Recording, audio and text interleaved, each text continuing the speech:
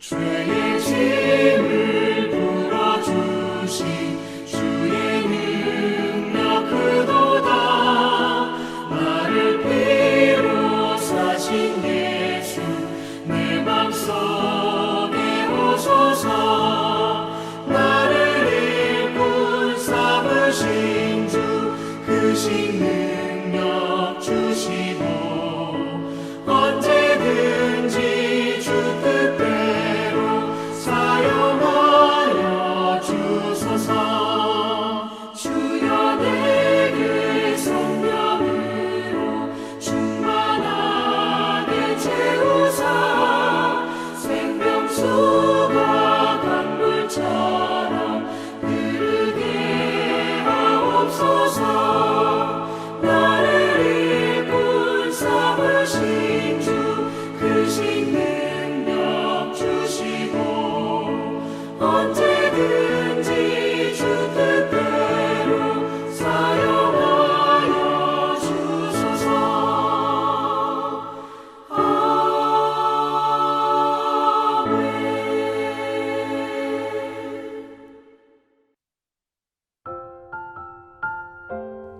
다윗의 신복들과 요압이 적군을 치고 크게 노력한 물건을 가지고 돌아오니 아브넬이 이미 보냄을 받아 평안히 갔고 다윗과 함께 헤브론에 있지 아니한 때라. 요압 및 요압과 함께한 모든 군사가 돌아오매 어떤 사람이 요압에게 말하여 이르되 넬의 아들 아브넬이 왕에게 왔더니 왕이 보내매 그가 평안히 갔나이다 하니 요압이 왕에게 나아가 이르되 어찌하심이니이까. 아브넬이 왕에게 나아왔거늘 어찌하여 그를 보내 잘 가게 하셨나이까. 왕도 아시려니와 넬의 아들 아브넬이 온 것은 왕을 속임이라. 그가 왕이 출입하는 것을 알고 왕이 하시는 모든 것을 알려 함이니이다 하고 이에 요압이 다윗에게서 나와 전령들을 보내 아브넬을 쫓아가게 하였더니 시라 우물가에서 그를 데리고 돌아왔으나 다윗은 알지 못하였더라. 아브넬이 헤브론으로 돌아오매 요압이 더불어 조용히 말하려는 듯이 그를 데리고 성문 안으로 들어가 거기서 배를 찔러 죽이니 이는 자기의 동생 아사헬의 피로 말미암음이더라. 그 후에 다윗이 듣고 이르되 넬의 아들 아브넬의 피에 대하여 나와 내 나라는 여호와 앞에 영원히 무죄하니 그 죄가 요압의 머리와 그의 아버지의 온 집으로 돌아갈지어다. 또 요압의 집에서 백탁병자나 나병 환자나 지팡이를 의지하는 자나 칼에 죽는 자나 양식이 떨어진 자가 끊어지지 아니할지로다 하니라. 요압과 그의 동생 아비새가 아브넬을 죽인 것은 그가 기브온 전쟁에서 자기 동생 아사헬을 죽인 까닭이었더라. 다윗이 요압과 및 자기와 함께 있는 모든 백성에게 이르되 너희는 옷을 찢고 굵은 배를 띠고 아브넬 앞에서 애도하라 하니라. 다윗 왕이 상여를 따라가 아브넬을 헤브론에 장사하고 아브넬의 무덤에서 왕이 소리를 높여 울고 백성도 다 우니라. 왕이 아브넬을 위하여 애가를 지어 이르되 아브넬의 죽음이 어찌하여 미련한 자의 죽음 같은고 네 손이 결박되지 아니하였고 네 발이 착고에 채이지 아니하였거늘 불의한 자식의 앞에 엎드러짐같이 네가 엎드러졌도다 하매 온 백성이 다시 그를 슬퍼하여 우니라. 석양에 뭇 백성이 나와 다윗에게 음식을 권하니 다윗이 맹세하여 이르되 만일 내가 해지기 전에 떡이나 모든 다른 것을 맛보면 하나님이 내게 벌 위에 벌을 내리심이 마땅하니라 하매 온 백성이 보고 기뻐하며 왕이 무슨 일을 하든지 무리가 다 기뻐하므로 이날에야 온 백성과 온 이스라엘이 넬의 아들 아브넬을 죽인 것이 왕이 한 것이 아닌 줄을 아니라. 왕이 그의 신복에게 이르되 오늘 이스라엘의 지도자여 큰 인물이 죽은 것을 알지 못하느냐. 내가 기름 부음을 받은 왕이 되었으나 오늘 약하여서 수루야의 아들인 이 사람들을 제어하기가 너무 어려우니 여호와는 악행한 자에게 그 악한 대로 갚으실지로다 하니라. 네, 오늘 본문 이전의 배경을 잠깐 살펴보면 다윗과 그리고 이스보셋을 배반한 아브넬과의 언약, 즉 정치적 협약을 맺고 있는 내용을 다루고 있습니다. 그 협약의 내용이 뭐냐면 다윗이 이스라엘 왕권을 차지하도록 아브넬이 적극적으로 협조하겠다, 적극적으로 돕겠다라는 것이고, 그로 인해 아브넬이 얻을 수 있는 것은 나름대로의 이 안정과 그리고 다윗 밑에서 권세와 지위를 얻게 되는 것을 기대할 수 있는 약속이었습니다.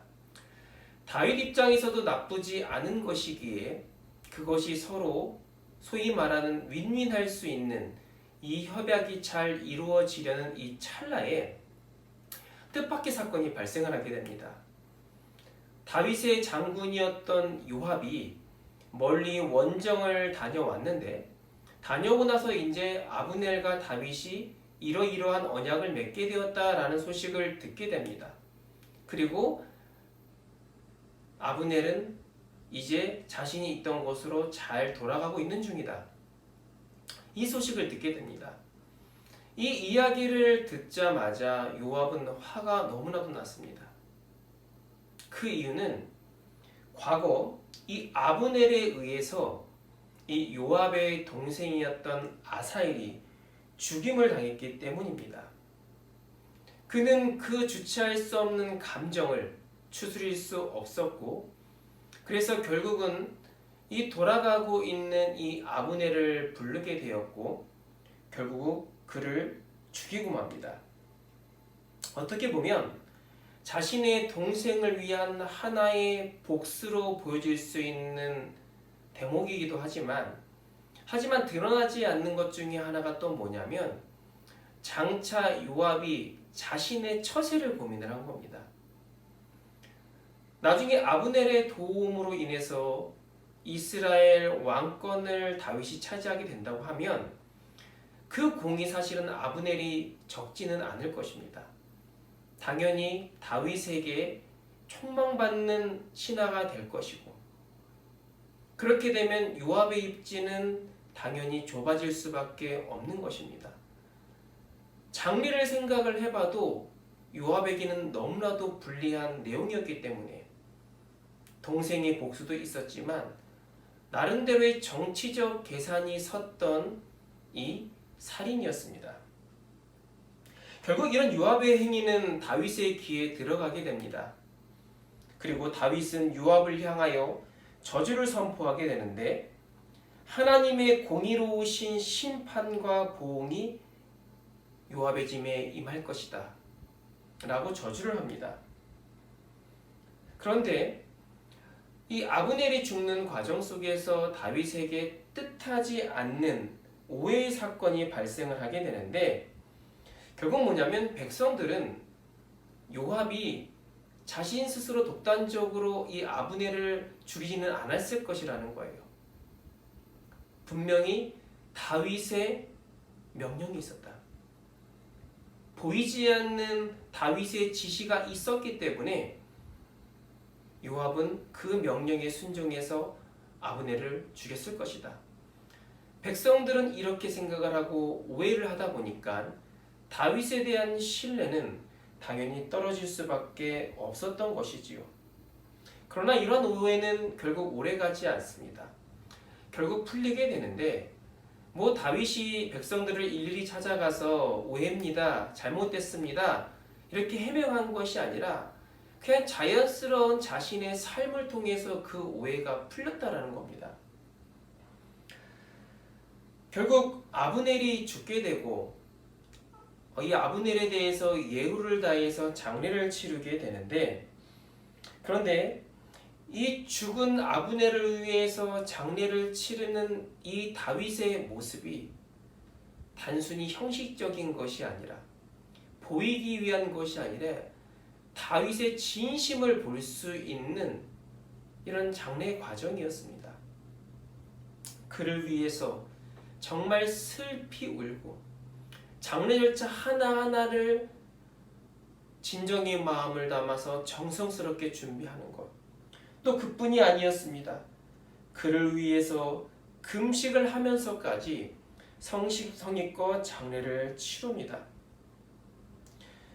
결국 보여주기식이 아니라는 것, 주변에 있는 많은 사람들이 알게 되었고, 순간 오해의 마음을 품었던 이 백성들의 마음마저도 열리게 됩니다. 우리는 여기서 두 가지를 볼 수가 있습니다. 요압을 통해서 무엇을 알 수 있느냐?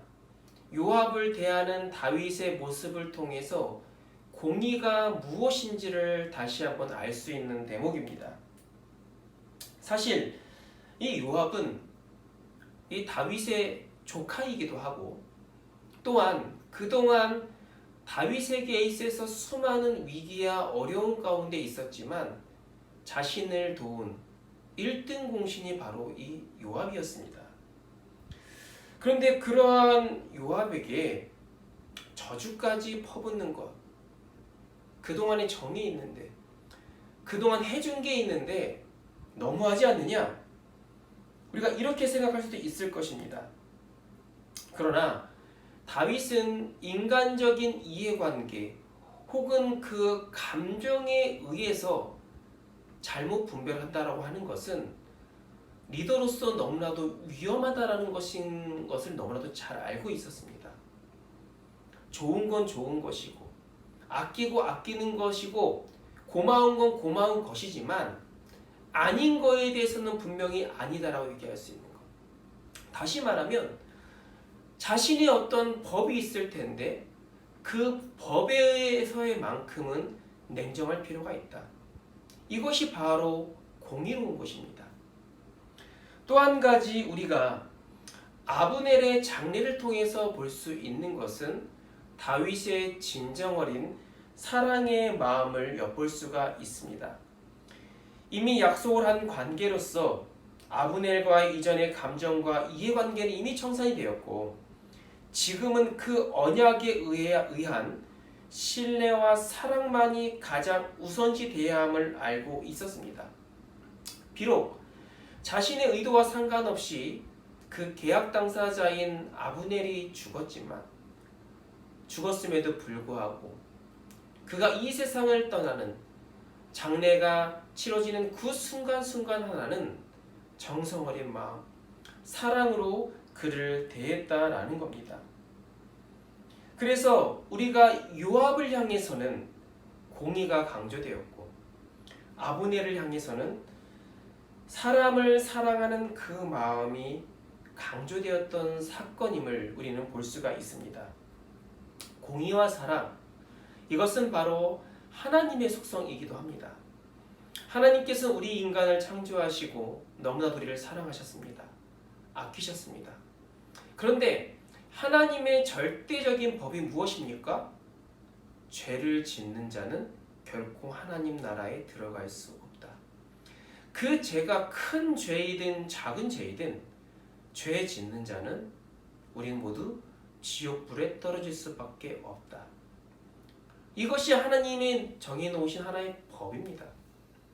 이 법을 지켜지는 것이 공의인데, 문제는 하나님이 우리를 너무나도 사랑하시지만 그 사랑받는 우리 역시도 죄를 피할 수는 없다라는 겁니다. 여전히 죄를 짓고 있다라는 거예요. 하나님은 고민이 되십니다.